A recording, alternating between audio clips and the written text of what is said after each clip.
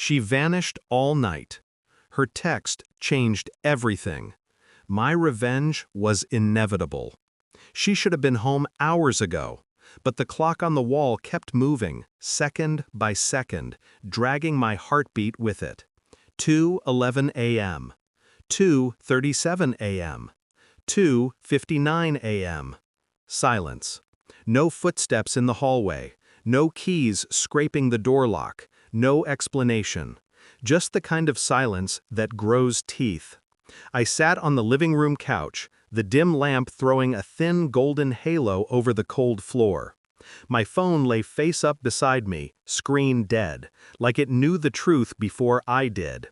I tried to breathe normally, tried to be rational, tried not to imagine her in someone else's arms, whispering things she had stopped whispering to me long ago. Then, 3:06 a.m. My phone buzzed once, just once, a message. Her name lit up the screen like a match dropped into gasoline. Hey, staying with a friend.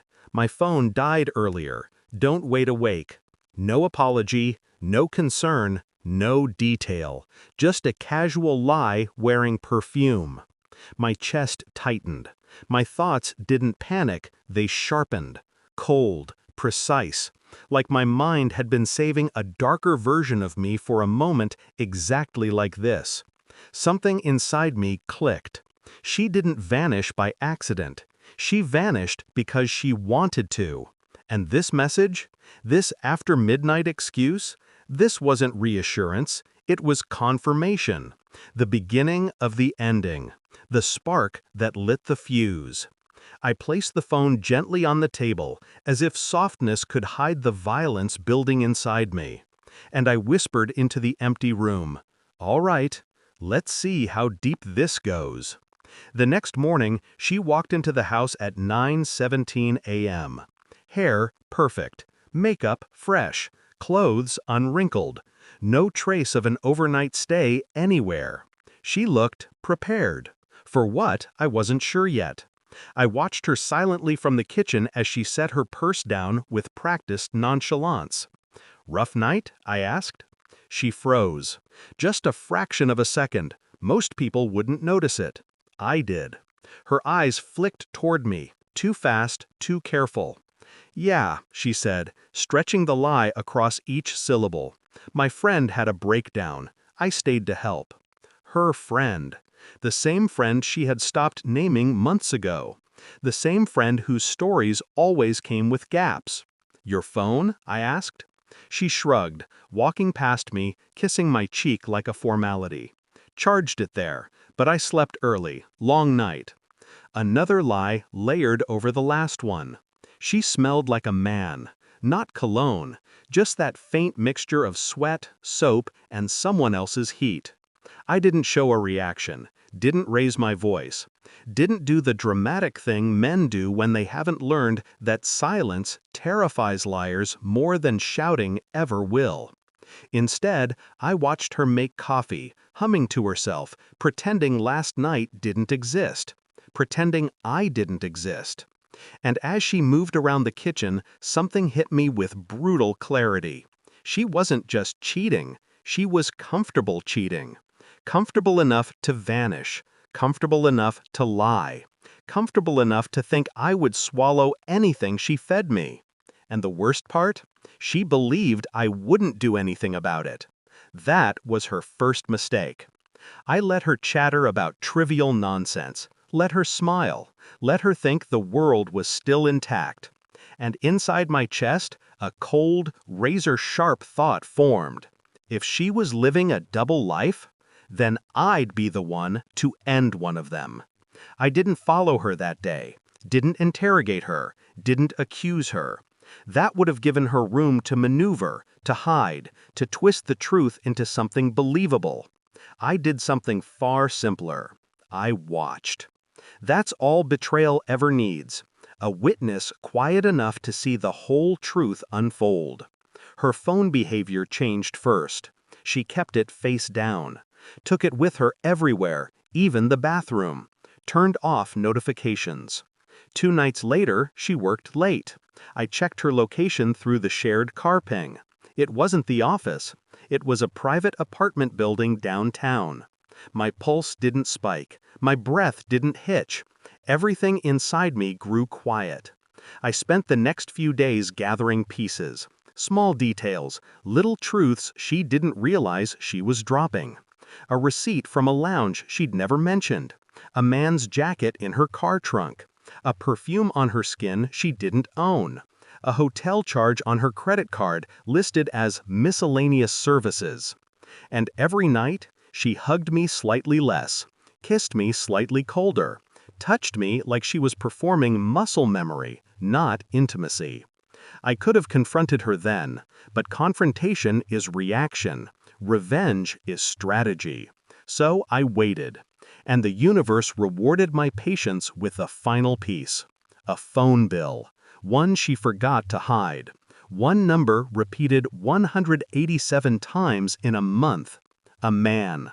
Late calls, early calls, texts at 1 a.m., texts at 3 a.m., all of them lighting the truth she thought she'd buried. I sat there, staring at the bill, feeling nothing. No heartbreak. No agony. Just the slow unfurling of a plan forming with clinical precision. A plan she would never see coming. Because she still thought I loved her too much to leave. She didn't understand I loved myself more. It happened on a Wednesday night. She came home smelling like expensive cologne again. Tried to kiss me. I turned slightly, not enough to seem suspicious, just enough to deny her lips without her noticing. "Long day," she said, wiping invisible sweat off her forehead. "Yeah," I replied, handing her the printed phone bill. "You should see this." She took it casually, started skimming, then froze. Her pupils shrank, her jaw tightened, her breathing stuttered. "Why are you looking at this?" I didn't answer. I just watched. The way her throat bobbed, the way her fingers shook, the way she tried and failed to smile. "That number," I said softly. "Whose is it?" She opened her mouth, closed it, opened it again. Lies rearranging themselves behind her tongue like actors scrambling for a script. "It's just a coworker." Her voice cracked on the last word. "Coworkers don't call at 3 a.m., I replied. I expected tears, begging, apologies. Instead, she tried a different tactic. Anger. "Why are you spying on me? Why are you checking my records? Don't you trust me?" I didn't blink. Should I? That one question broke her more than evidence ever could. Her face crumpled, not with guilt, but with the terror of losing control. "I can explain," she whispered. "I already know," I said. And for the first time, she understood. The version of me she could manipulate was gone. She reached out to hold my hand. I didn't move.